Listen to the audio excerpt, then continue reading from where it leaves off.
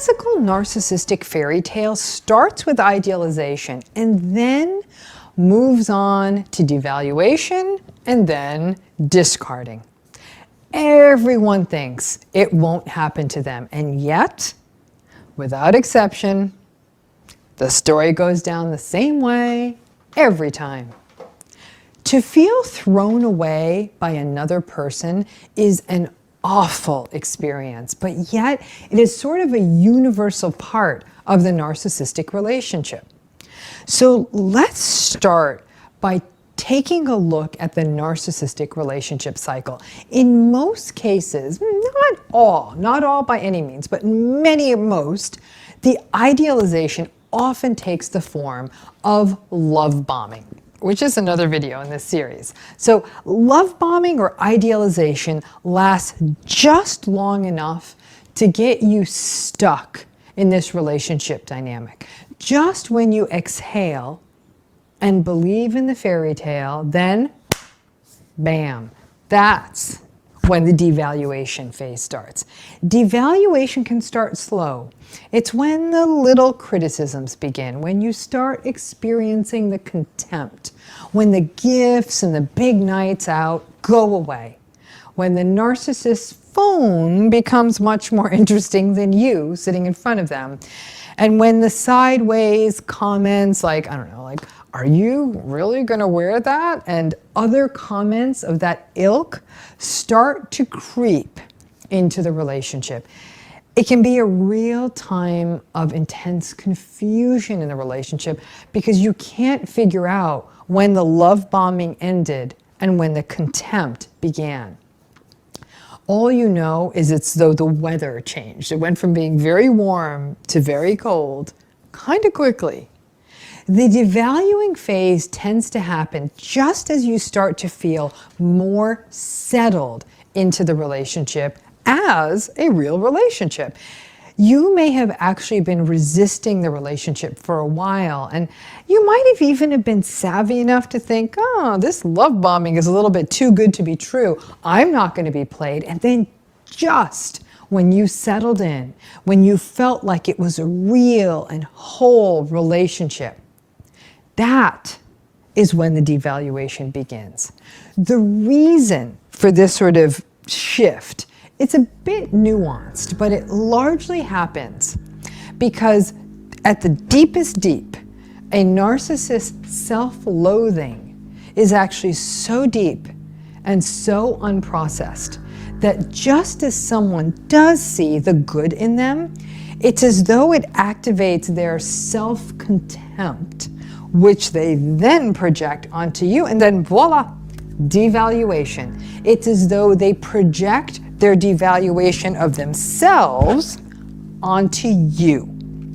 Now, devaluation can last for months, years, and even decades. It becomes, before you know it, sort of a new normal. Your life tends to be punctuated by insults and by invalidation. The discard is just what it sounds like. Discarding is honestly like throwing out the trash. It's like they're done with you. Now, sometimes discarding never really truly happens. You may just kind of get stuck in the purgatory of devaluation forever. But discarding happens when they cast you aside. And this is almost like discarding is like, it can be really cold, and you can actually have a narcissistic relationship that keeps happening even when you've been discarded. So for example, your narcissist may have an affair, an extramarital affair, or just cheat on you. And so you were, in essence, discarded, but you still stay in the relationship. Or they may take a job or take advantage of an opportunity that doesn't take you into consideration. So either you have to leave your life behind to join them or be left behind. So they're just kind of doing what works for them. The discarding is often motivated for the narcissist from a place of both contempt and of boredom. Basically, your narcissistic supply has become quite stale. And narcissists tend to be very novelty seeking. So it all depends on your story. No matter what, it feels awful to be discarded from a relationship that you actually believe that you're in. Many narcissists expect you often to do the dirty work and end the relationship so they can turn around and say, oh, she was the one who left me. He was the one who filed for divorce. She moved out and walked out on me and the kids. Oh, he walked away from his family. When that happens, they get to look good to the world. And since the narcissist is often going to turn around and tell the world a false story, then you look like the one who is unfeeling or unkind or willing to walk away from something which doesn't feel good. Now, the mistakes that people most often make during the devaluation and the discarding phase is to ask that killer question, why? During the devaluation phase, they're going to gaslight you and deny that they are devaluing you. And in fact, they may turn around and call you paranoid or hypersensitive or crazy. Now, during the discarding phase, if you try to make them accountable for their behavior, again, you're going to run into more gaslighting. Now, people want to make sense of this process. So asking why is understandable, but there's really no sense to be made of it.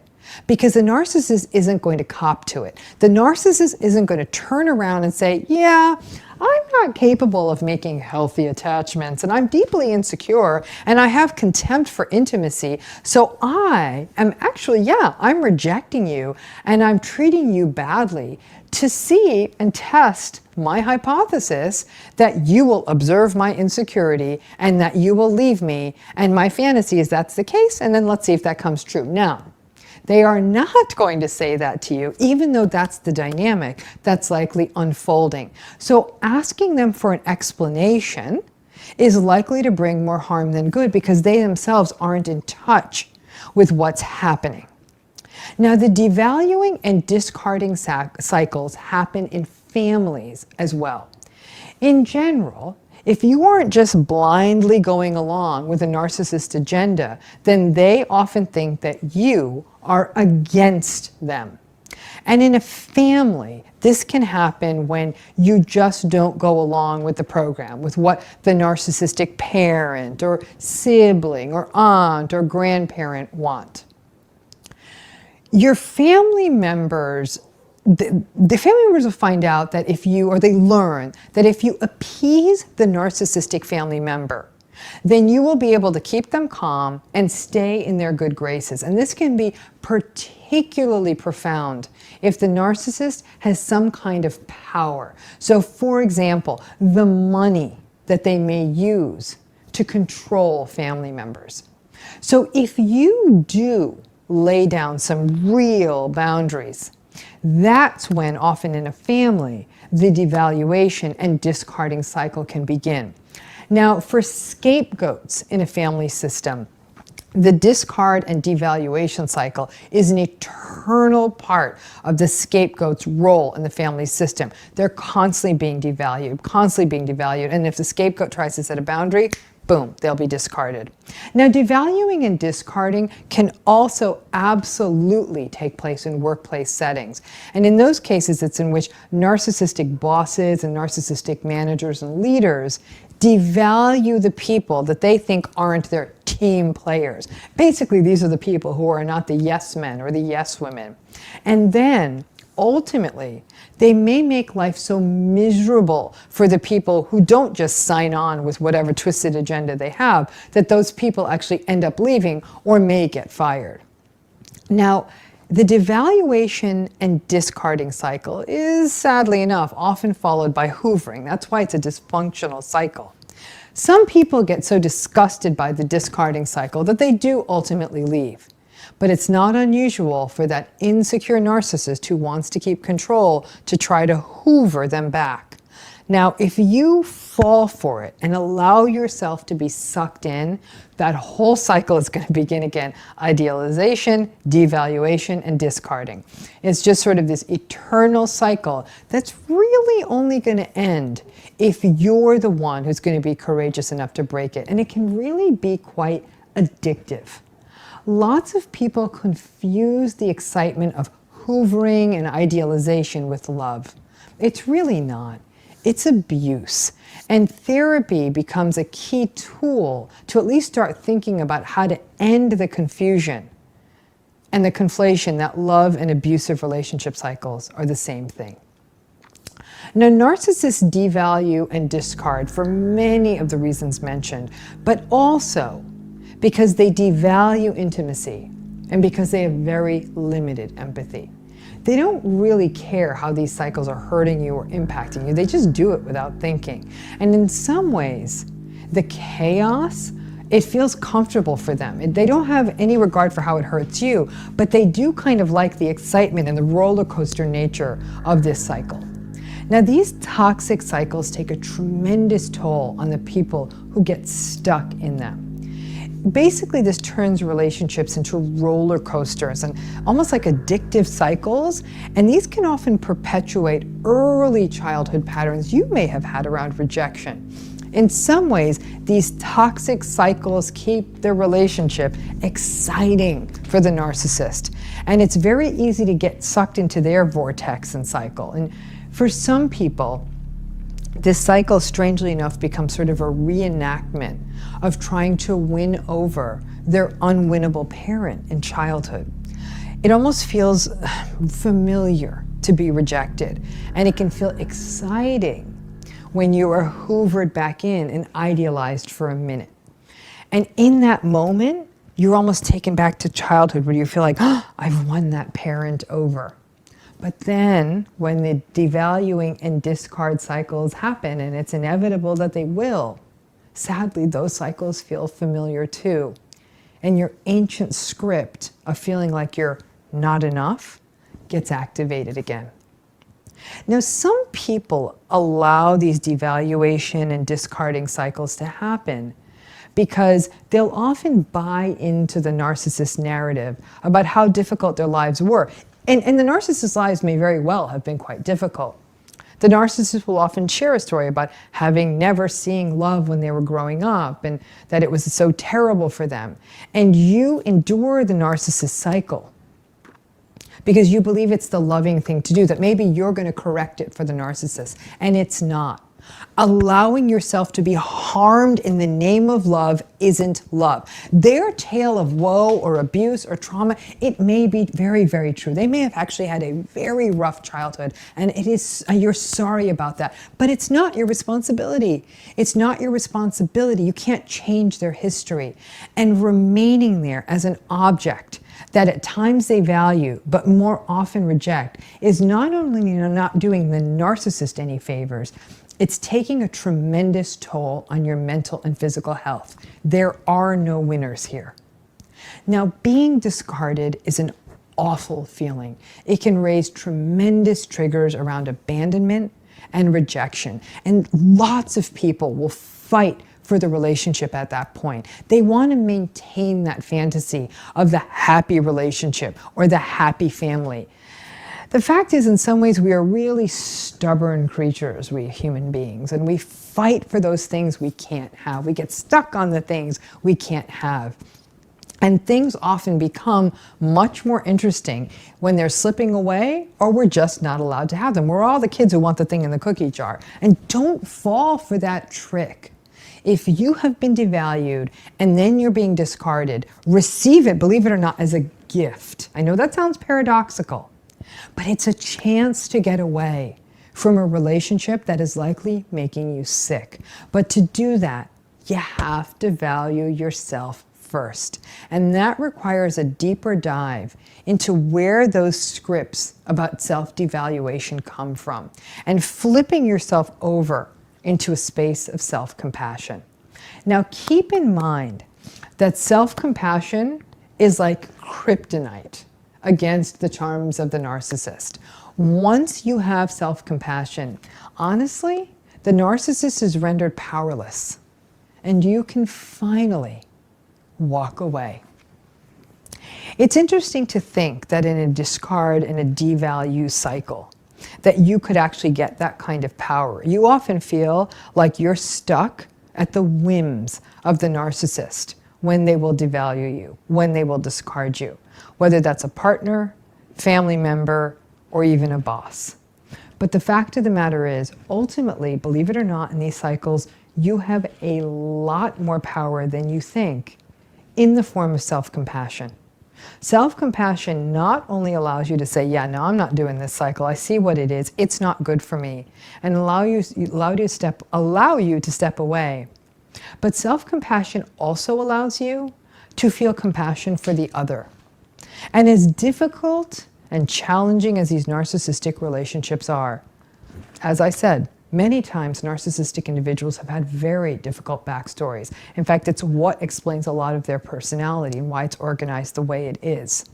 There is no need for you to engage in those kinds of toxic cycles. You don't have to devalue and discard. From a place of self-compassion, you can also let them go from a place of compassion, and in your heart, hope that maybe they can go and get the help they need to grow into a healthier future. However, that's not your job.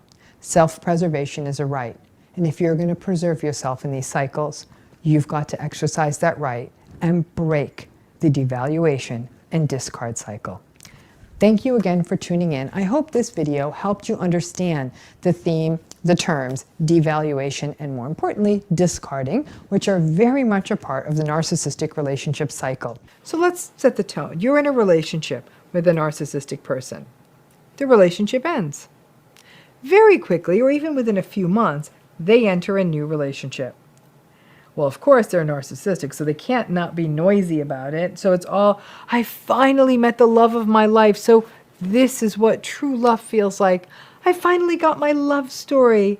I waited my whole life, and finally, I have real love. You hear this or you read this, and it feels awful. You may even be glad the narcissistic relationship's over, but it still feels bad because you once heard those same things from them. So that leaves you in a position of, was it never real with me?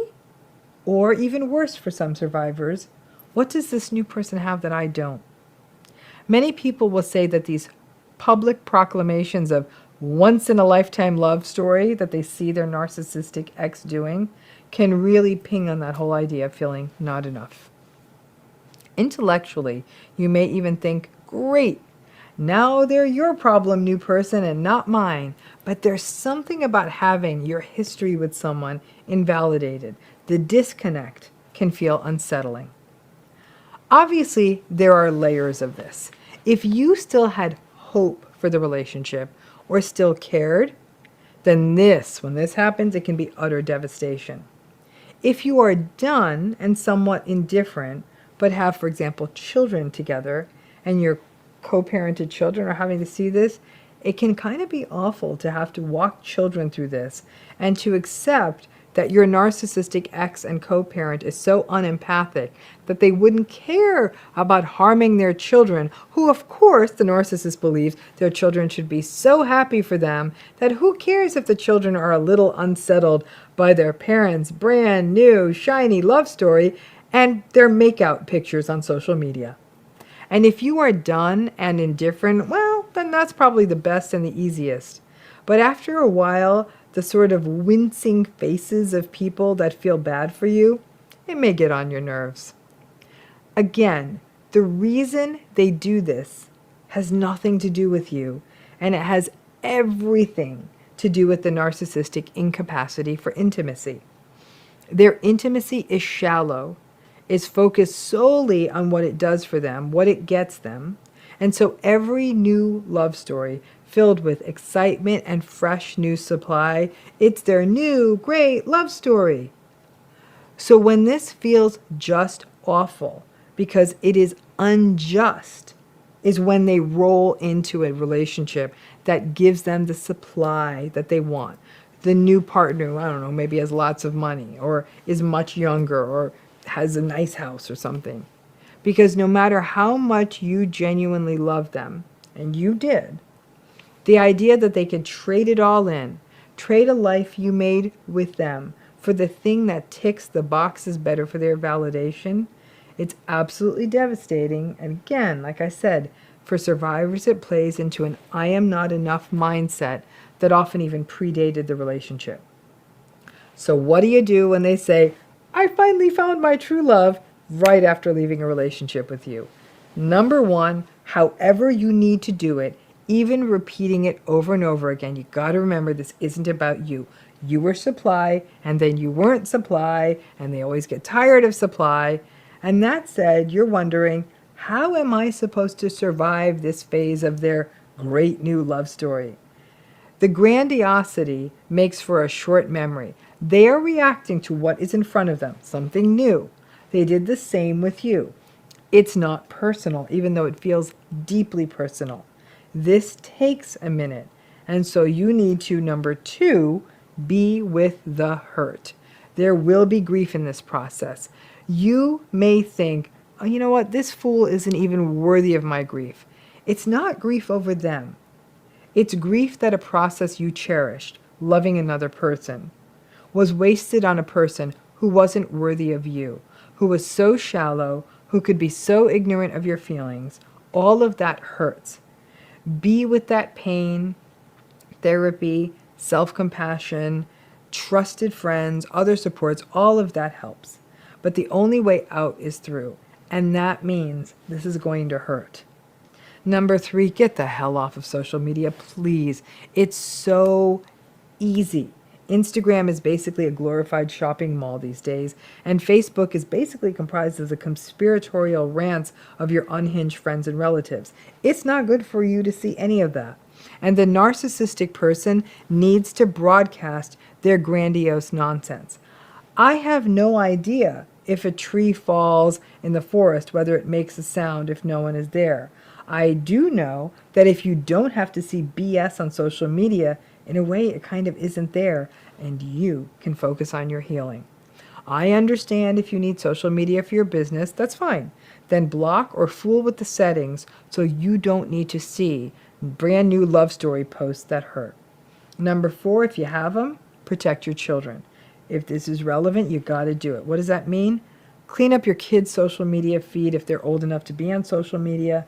Be the one who brings consistency into their life, because the flights of fancy and the new great love relationship for your ex means that your ex is now going to jet off to a tropical locale on the weekend of your children's school play, or will flake on custody weekends, or leave them unsupervised while they canoodle with their soulmate. Be present. Ensure that you have school and other significant events wired.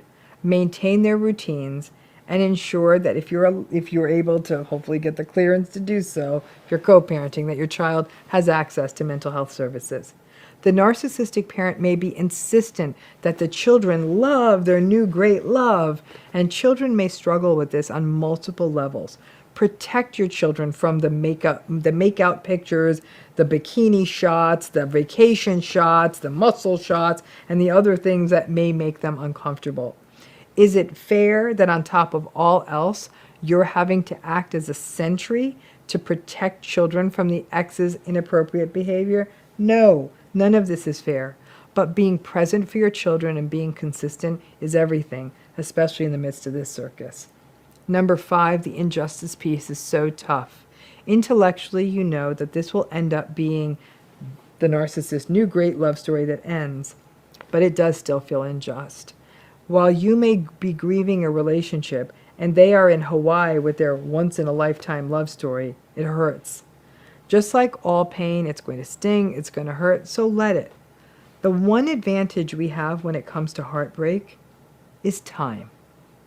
The vast majority of folks start to right themselves with time, and this too will pass, with the added bonus that for narcissistic folks, all things bright will eventually fizzle, and that's going to happen with this too. Just don't let yourself get hoovered, right? Narcissistic folks live in a fantasy world, fantasies of endless success, fame, fortune, and grandiose romantic love stories. It's why they often get married so many times.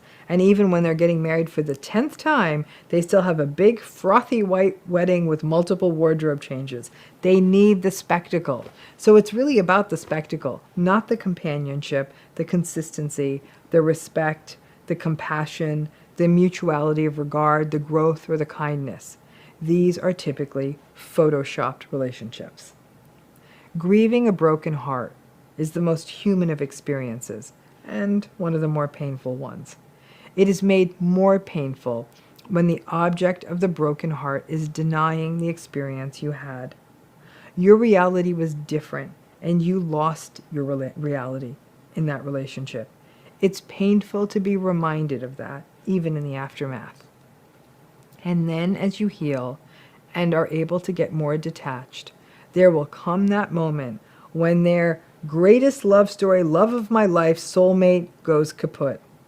Grab some popcorn with some schadenfreude sprinkled on top and breathe into the predictability of these personalities and your resilience in the face of it. If nothing else, I hope this video is a validation for those of you going through this. It's real, it hurts, and nothing I or anyone else can say can change that. But also, it's a reminder that for narcissistic folks, my great new love is just code for a, look, I got new supply. I cannot count how many times I have worked with people who are in a relationship with a narcissist, and for a long time they bought the narcissist story. That their ex was absolutely insane and stalked them and harassed them and was obsessed with them and did all kinds of wacky stuff. And because you were sort of into the narcissist, you wanted to believe the narrative. You're like, well, I'm going to be the sane, new, sexy person in this person's life. No madness here. Time goes on, narcissistic abuse goes on, a little bit of love bombing, some discarding, a lot of gaslighting, and you're like, oh my God, I got to get out of this. Or they discard you. But either way, the relationship ends. And I bet sometimes you wonder, what do they tell people? Now, you may hear about it. You may have enough flying monkeys that they've recruited or enough other people in your life watching them, or even see it on social media. What narcissists are amazing at doing is always creating a revised and edited narrative that suits them. They do a few things in a relationship when it ends. Number one, they will say that they were the victim. They may even make up a story about you cheating or being shady or dodgy or doing something bad to them, so they can go into the world as a victim. Oh, you're not going to believe what my ex did. She cheated on me. And then the next person says, oh, I'd never cheat on you. And they play that victim card beautifully. Number two is the swagger. You know, like, she was putting on weight, she was this, she was that, he was this, he was that. It's like, I grew out of that. Like, they really seem like they're just too cool for school, and they got out of that relationship. Number three is the smear campaign. In that case, the narcissist paints the ex as completely unhinged. They were stalking, they were obsessed, they were always accusing me of stuff, they were losing grip with reality. They gaslight you to the world, in essence. They describe you as something you're not, and you're not even there to defend yourself.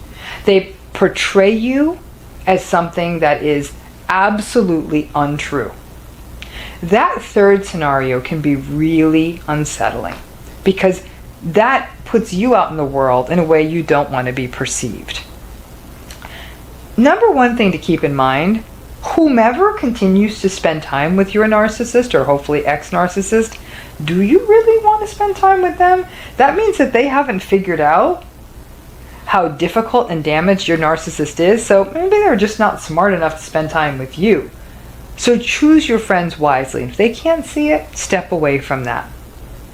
But that whole sense that the way they're going to describe a relationship that ended is always going to be in a way that makes them look good, whether as a person who was wronged, as a person who's just too good for it, and most likely in a way that defames you and makes you look bad.